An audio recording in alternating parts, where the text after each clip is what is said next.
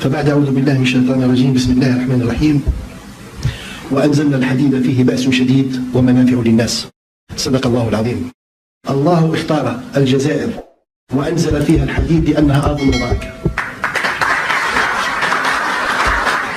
فيه بأس شديد، والبأس لا يرفعه إلا الرجال، والله حكيم وكل شيء ينزله الله ويوجهه إلى مكان معين فيه حكمة، لأن هذه الأرض أرض رجال وسقاها دماء الشهداء.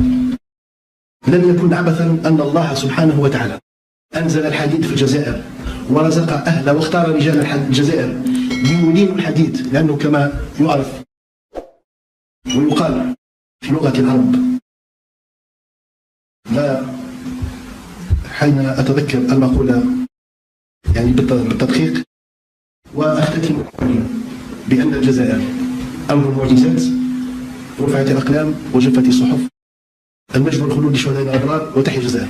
صافي بليزير والله، طيور الجنة يا خالتي، رانا في طيور الجنة. هل شفت قائد جنرال يا خالتي قاعد يصور لك؟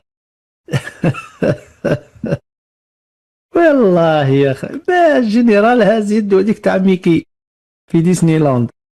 أقسم بالله يا أخي هاي ما هيش مفبركة يا خالتي، راهي موجودة صورة بدون تعليق، صورة بدون تعليق. تما جنرال قائد الأركان داير هاك فرحان ويضحك.